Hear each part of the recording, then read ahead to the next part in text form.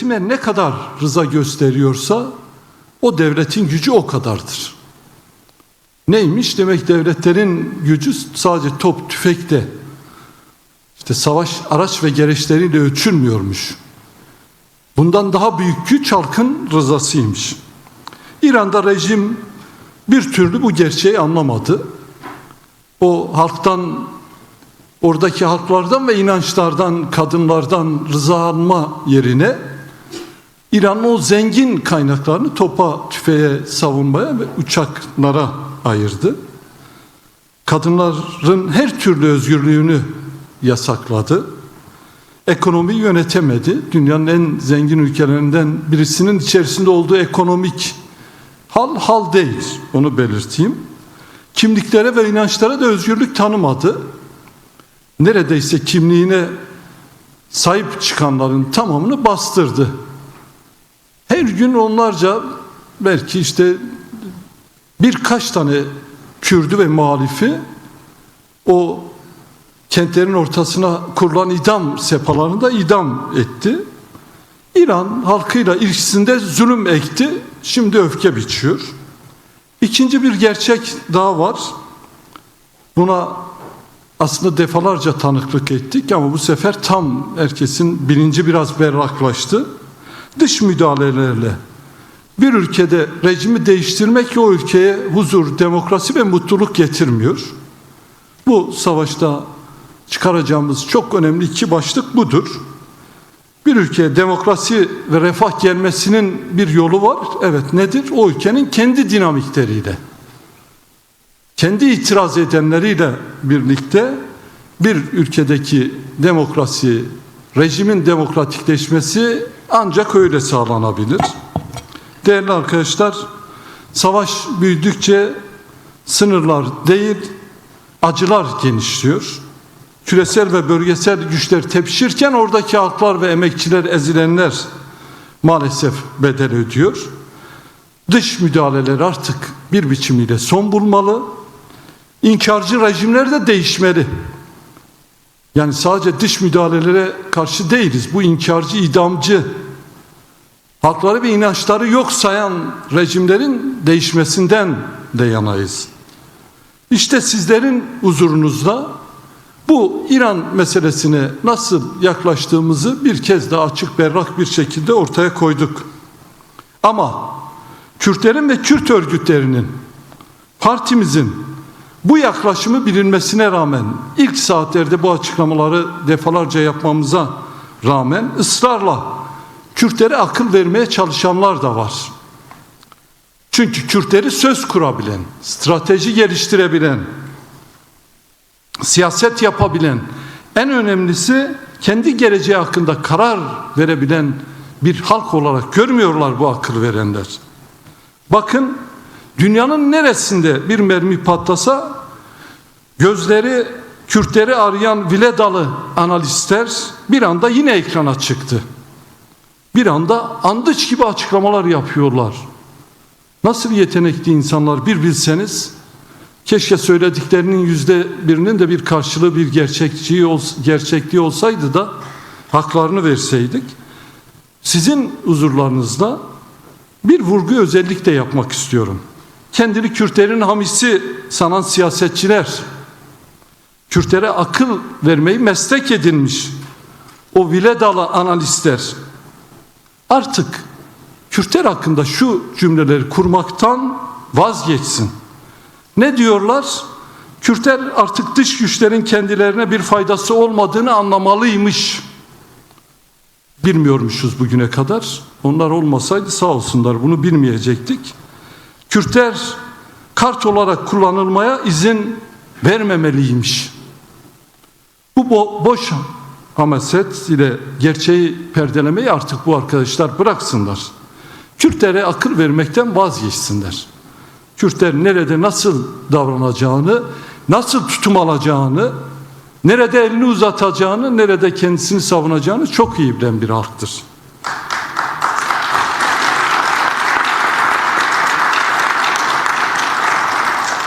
Ne desek sözlerimizi başka bir yöne çekmeye çalışan, hat bildiren bir kesim var. Artık Allah onları ıslah etsin. Bu Ramazan ayında bir duada bulunalım. Belki ıslah olurlar. Bu bir avuç insanı bir yere bırakalım. Yaygara koparanların gürültüsüne bakmayalım değerli arkadaşlar. Bugün görülmek istenmeyen, çarpıtılan, üstü örtülen bir hakikati burada birlikte konuşacağız. Soracağız ve birlikte yanıtlarını üreteceğiz. Son bir haftadır tüm dünya Kürtleri konuşuyor. Bu sefer odak İran. Bir ay önce yine dünya Kürtleri konuşuyordu. Odak Suriye'ydi. Yıllar önce yine Kürtler konuşuluyordu. Odak Irak'tı. Dünya neden sürekli Kürtleri konuşuyor? Bölge devletleri buna ciddi bir cevap aramalı. Biraz düşünmeli, biraz tefekkür etmeli. Ya niye her kurşun atıldığında Kürtler dünyanın gündemi oluyor diye. Bölgede her alt üst oluşta gözler sürekli bir halkta ise ortada bir sorun yok mu değerli arkadaşlar? Kürtlerin bu kadar gündem olmasının, dünyanın her köşesinde konuşulmasının sebebi nedir acaba? Şapkanızı önünüze koyun. Eğer Kürtler yaşadıkları ülkelerde eşit ve özgür yurttaşlar değilse, kimliksiz, baskı ve zulüm altında yaşıyorsa elbette Kürtler konuşulacak. İran'da neyi konuşacağız? Tabii ki kimliksiz Kürt konuşulacak. Suriye'de, Irak'ta olduğu gibi. İşin en acıklı yanı Kürtleri kullanılmakla itham edenler. Yüzyıllardır inkar edilen, asimile edilen Kürtleri bugüne kadar görmezden geldiler. Kürtler bugün konuşuluyorsa bunun sorumlusu Sykes-Picot ve bölge devletlerinin kendisidir. Önce bu durumu sorgulasınlar. Dünya neden Kürtleri konuşuyor diye dert yananlar önce nerede hata yaptık diye kendilerine sormalılar. Buyurun, 100 yıllık acı dolu bir geçmişi sona erdiren bir fırsat ortaya çıktı. Bunu değerlendirelim. Dünya Kürtleri başka biçimde konuşsun. Bir silah patladığında aman Kürtler ne yapacak korkusu mu var? Ki var olduğu ortaya çıkıyor. Bu korkuyu gidermenin yolu bellidir. Kürtlerin bir halk olmaktan kaynaklı haklarını, iradesini önce tanıyın. Kürtlerin dilini, kimliğini ve kültürünü tanıyın. Kürtler yaşadıkları ülkelerin üvey değil, eşit yurttaşları olsun. İşte böyle bir zeminde başka halklar ne kadar konuşuluyorsa Kürtler de o kadar konuşulur. Kürtler de risk altında olduğunda güvenliğini sağlamak için sağa sola bakmaz, hakkını ve hukukunu tanıyan başkentlerin ne dediğine, ne yaptığına bakar o zaman. İşte hakiki bir kardeşliği tesis etmenin yolu da budur. Değerli arkadaşlar, peki Kürtler ne düşünüyor? Kürtler ve Kürt liderlerinin tamamı çözümü dışarıda değil, yaşamış olduğu ülkelerde arıyor. Bakın Sayın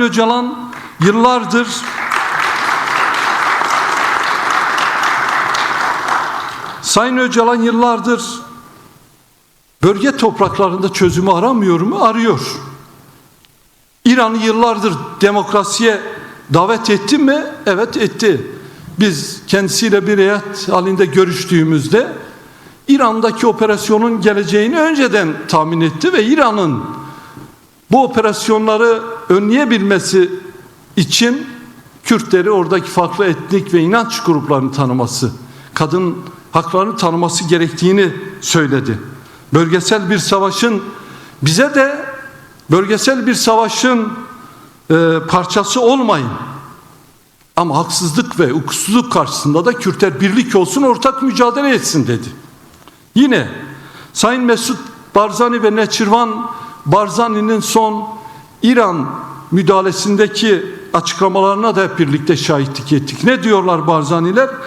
Kürdistan bölgesel yönetiminin hiçbir komşuya tehdit oluşturmayacağını söylediler. Dün Sayın Neçirvan Barzani ile görüştüm. Yine aynı düşüncelerini teyit etti. Kürtler hiçbir ülkenin kalkanı değil. Kürtler kendi demokratik hak ve özgürlükleri için ancak mücadele edebilir dedi. Sayın Bafıl Taliban ise çok tarihi bir uyarı yaptı. Aynen şöyle söyledi: Kürtlerin bu savaşta mızrak ucu olarak kullanılması büyük bir hata olur. Kürdistan bir savaş alanı değil, bir köprü olmalıdır dedi. Biz ne dedik? Biz de ilk gün dedik, İran'daki ekonomik ve bölgesel güçlerin müdahalesine karşıyız. Ama oradaki inkarcı, idamcı, çürümüş Molla rejiminin de karşısındayız dedik. Peki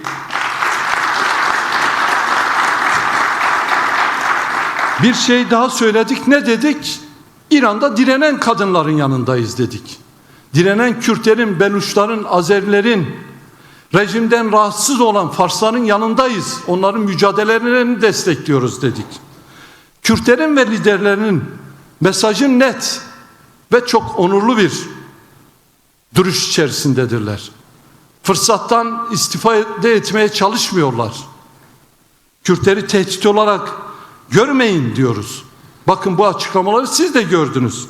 Kürtleri bölgesel barışa katkı sunacak bir halk olarak tanıyın ve artık kabul edin. Kürt gruplarını takip ediyoruz diyenleri önce Kürt liderlerinin bu onurlu yaklaşımlarını takip etmeye davet ediyoruz.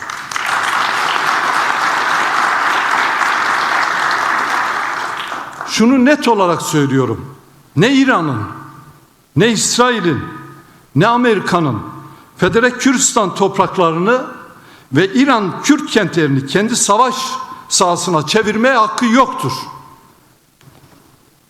Günlerdir İran rejimi tarafından Federe Kürdistan bölgesine dönük saldırılar ve can kayıpları var. Bu saldırıları kınıyoruz ve kabul etmiyoruz. Yine Süleymaniye'de de benzer saldırılar var. Bunları da kınıyoruz, kabul etmiyoruz. İran, Kürtleri ve Kürdistan bölgesel yönetimini tehdit etmeyi bırakmalı. Savaş altındadır, hala parmağını Kürtlere sallıyor. Tehdit etmeden önce idam sepalarında katlettiği binlerce insanın hesabını vermeli. Kürtlerin haklarını tanımalı. Bütün bölge devletleri şunu çok iyi bilmeli: Kürdistan barışın ve diplomasinin köprüsüdür. Kürtler benzersiz coğrafi ve siyasi konumları itibariyle Orta Doğu'daki her alt üst oluşun parçasıdır. Kürtler artık bu kaderi değiştirmek istiyor. Kürdün rızasını alın, gelin Orta Doğu'yu demokratikleştirelim. Kürtlerin ve yok sayılan bütün halkların ve inançların hakkının garanti altına alındığı bir Orta Doğu kendi rönesansını gerçekleştirebilir. Avrupa kendi birliğini kurdu ve kardeşçe bir arada da yaşayabiliyor. Orta Doğu neden kendi birliğini kurmasın? Demokrasiye duyarlı, kültürel etkileşime açık ve ekonomik işbirliklerinin olduğu demokratik Orta Doğu birliğini gelin birlikte kuralım. Bu dışarıdan müdahalenin gerekçesi olan antidemokratik rejimler sorunu da ortadan kaldıracak tek formüldür. En temel sorumluluk burada bölge devletlerine düşüyor. İnanın, tek bir devlette yaşanacak demokratik dönüşüm bile adım adım tüm bölgeyi doğru temelde etkileyecektir. Bunun öncülüğünü Türkler ve Kürtler neden yapmasın? Bu oyunu neden Türkiye bozmasın? Neden demokratik Orta Doğu Birliği'nin öncülüğünü Türkiye yapmasın? Bu süreç bir fırsattır. Gelin Kürt halkına isyan, bölge devletlerine de bastırma ikilemini dayatan bu tuzağa son verelim. Kardeşçe ve eşitçe bir arada yaşayalım diyoruz.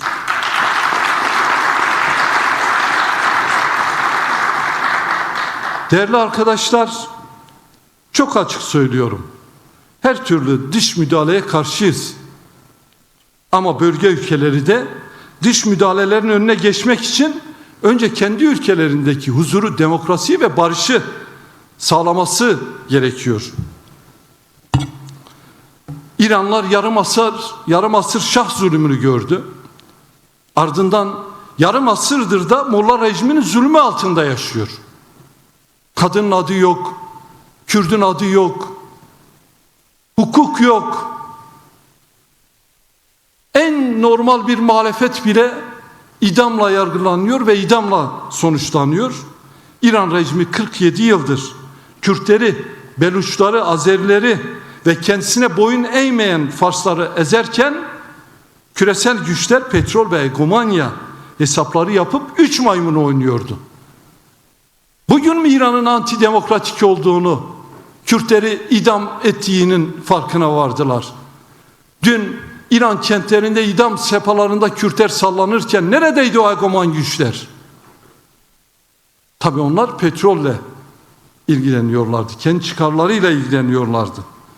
Bir de Kürtler sanki uzaydan gelmiş gibi bir muamele yapılıyor. Kürtler İsrail ve Amerika'ya dayanarak mı mücadele yürütüyor?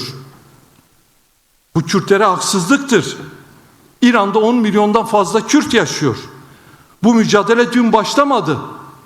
Sımkoye Şikaki'den, Süleyman Muinilere, Abdurrahman Kasımlo'dan, Ferzat Kemenger'e, Şirin Elamhuri'ye kadar uzanan köklü ve büyük bir direniş tarihi var İranlı Kürtlerin.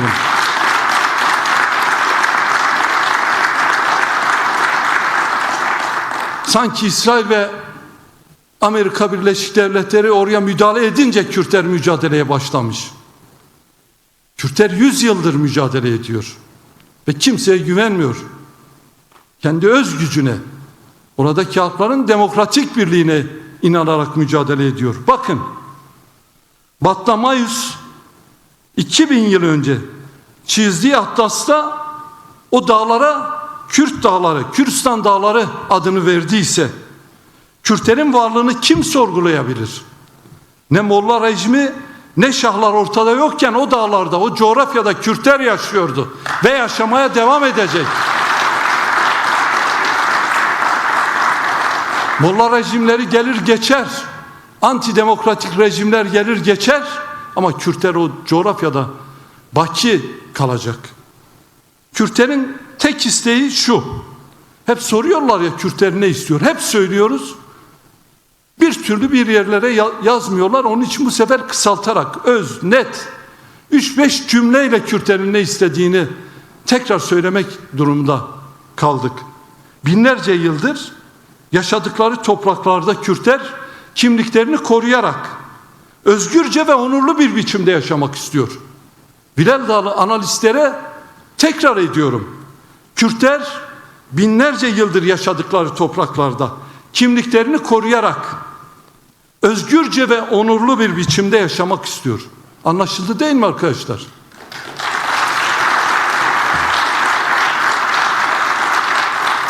Kürtler kendi öz gücüyle, kendi iradesiyle, kendi toprağında onurlu bir yaşam istiyor. Bu kadar açık, net ve sade. Kürtlerin aynen diğer halklar gibi topraklarında özgürce yaşama hakkı vardır. 2000 yıl önce adı konulmuş Kürdistan'da Kürt'ün özgürce yaşama hakkı vardır ya. İran onlarca halkın ve inancın bir arada soluk aldığı geniş ve kadim bir coğrafyadır, biliyoruz. Böyle bir coğrafyada tekçi, inkarcı, baskıcı bir rejimi sürdürmek mümkün değildir. İran'ı barışa ve refaha kavuşturacak model, tüm halkların ve inançların ve cinslerin gönüllü olarak bir arada yaşayacağı demokratik bir zemindir. İran'ın başka bir çıkışı yok. Değerli arkadaşlar, bakın Suriye, İran ve Irak'ın hikayesi hepimize çok şey söylüyor. Barışı, hakkı ve hukuku reddeden bir ülke eninde sonunda savaşın girdabına çekiliyor. Irak nasıl çekildi? Kimyasal silah varmış. İran nasıl çekildi? İşte nükleer başlık üretiyormuş. Yani bir biçimiyle kendi ülkesinde yaşayan, hakkını hukukunu tanımayan hegemonik ve emperyal güçler tarafından bir savaş girdabına çekiliyor. Kimse lütfen bunu bir tehdit olarak görmesin. Ülkemizi yaklaşan bu fırtınadan korumak istiyoruz. Evet, ülkemiz diyor.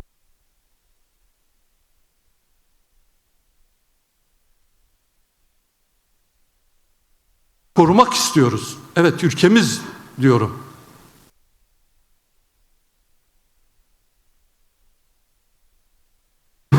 kendi ülkesinde yaşayan hakkını hukukunu tanımayan egomonik ve emperyal güçler tarafından bir savaş girdabına çekiliyor. Kimse lütfen bunu bir tehdit olarak görmesin. Ülkemizi yaklaşan bu fırtınadan korumak istiyoruz. Evet, ülkemiz diyorum. Henüz eşit olmasak da bizim ülkemizdir. Çünkü bu ülke hepimizindir. Bu ülke üzerinde binlerce yıl birlikte yaşayacağız. Kürt meselesi yeniden bölgesel savaşın gerekçesine dönüşmemelidir. İran'daki savaş, Türkiye'de güvenlik refleksini büyütmeyi değil, tam tersine çözümü hızlandırmalı ve büyütmelidir.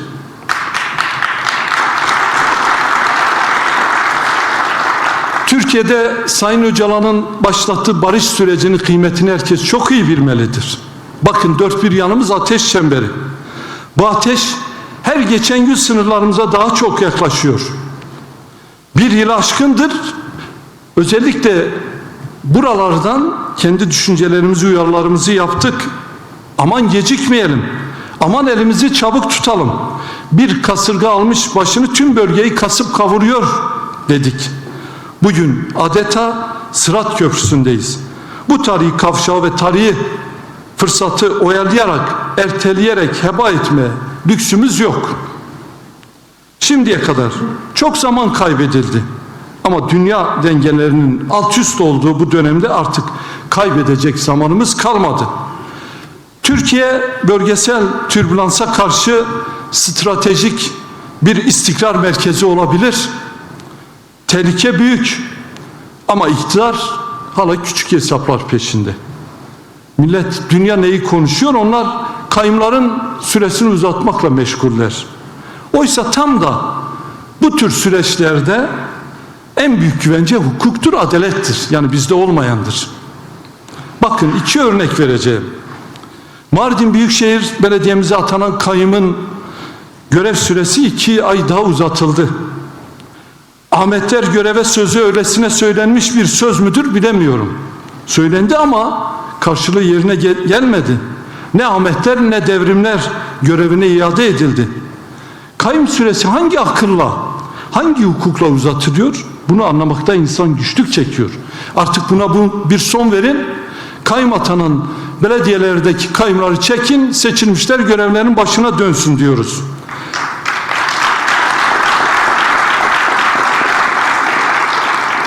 İkincisi, birkaç gün önce Danıştay'ın barış akademisyenleri kararı çok ilginç.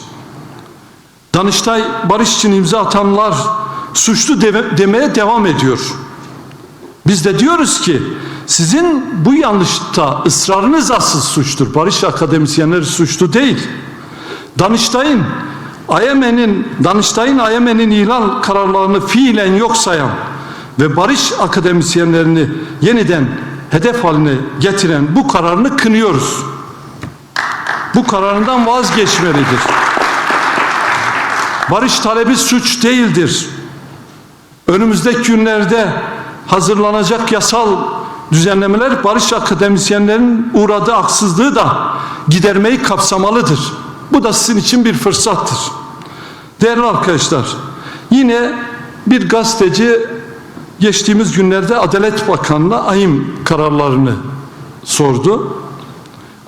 Sayın Adalet Bakanı da takdir yüce meclisindir diyor. Sanırım AYM kararlarının mecliste bir alakası olduğunun farkında değil.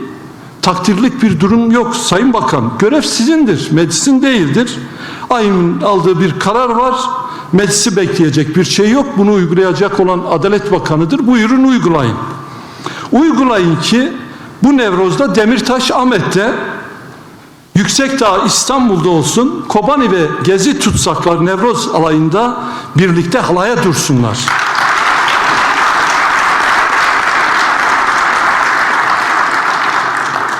Yüksekdağ Ahmet, Demirtaş İstanbul'da olabilir. Yani diğer türlü de olabilir.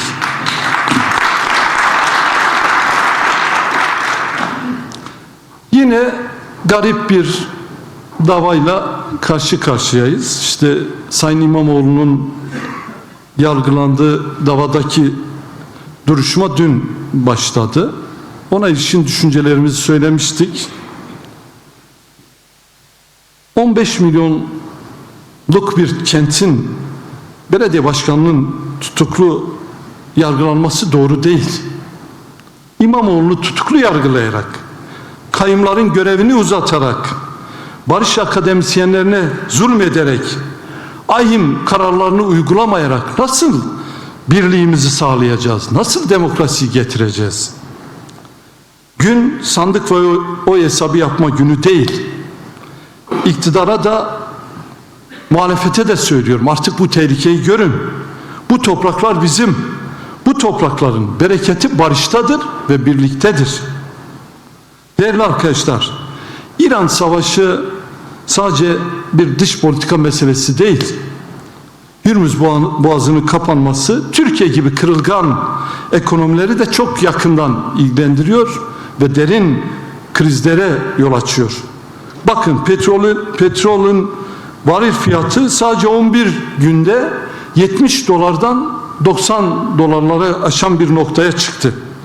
Savaşın uzaması halinde de 150 dolara ulaşması bekleniyor. Merkez Bankası'nın hesabına göre her 10 dolarlık artış cari açığı 3 milyar dolar. Enflasyonu da 1 puan arttırıyor. Bu haftaki artış üstümüze 6 milyar dolar yük bindirdi. Bu benzinin, ekmeğin, zeytinin, unun, şekerin, her şeyin zamlanması demektir. İktidar enflasyonla mücadele programımız başarıyla sürüyor diyor. Peki 2026'nın ilk 2 ayında enflasyon ne kadar oldu? Tam %7.95. Yani yıllık hedefin yarısı henüz 2 ayda gerçekleşti. 6 ayda ulaşılması gereken enflasyon rakamını 2 ayda aştık. O 4 ayda da nasıl geçineceğiz ona da Allah kerim. 4 kişinin aylık gıda masrafı 32 bin lira. Sadece gıda masrafı. Yoksulluk sınırı 105 bin lira. 5 milyon emekli sadece 20 bin lirayla geçinmek zorunda. Asgari ücretinin maaşı 2 ayda 2 bin lira eridi. Seyda sen bilirsin. Yani o 20 bin liran 2 bin lirası 2 ayda kayboldu. Artık dua ederken bunları da dile getirirsin.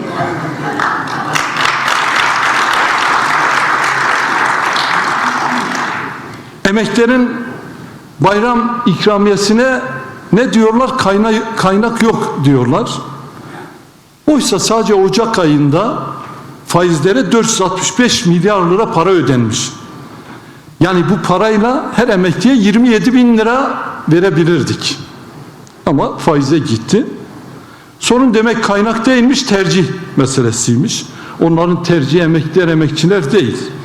İşte faiz baronlarıdır. DEM Parti olarak buradan açıklıyoruz. Emeklerin bayram ikramiyeleri en az asgari ücret kadar olmalıdır diyoruz.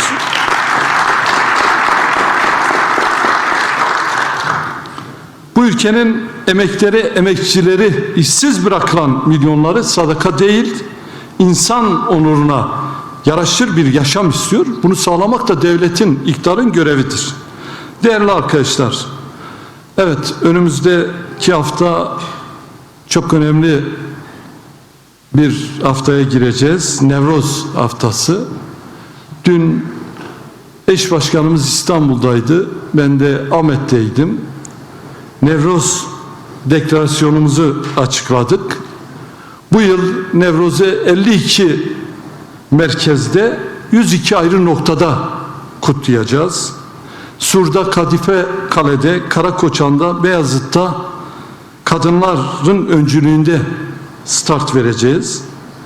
Bu yıl yakılacak Nevroz ateşleri yalnızca geçmişin direniş hafızasını değil, geleceğe dair barışın, umudun, demokrasinin, ortak yaşamın ilanı olacak. Kürt halkı başta olmak üzere Türkiye'de yaşayan bütün halklara, inançlara, kadınlara, gençlere, emekçilere gelin Nevroz halayında birlikte duralım, birlikte barışı, demokrasiyi haykıralım diyoruz.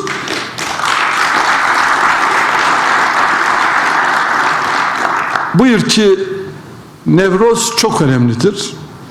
Hani Sırat Köprüsü'nden geçiyoruz dedik. Kürtlerin kaderinin belirlendiği bir dönemden geçiyoruz dedik. Tam da bu öneme uygun bir katılımın olması gerekiyor. Her Kürt'ün, her devrimcinin, her eşitlikten, adaletten, özgürlükten yana olan, hangi milliyetten, inançtan olursa olsun Türkiye'linin Nevroz bayramına davet ediyoruz. Tu bixerati Nevroza ari, Nevroza ve Pirozlu, Nevroza Gerlan, Nevroza Kurdan Pirozlu.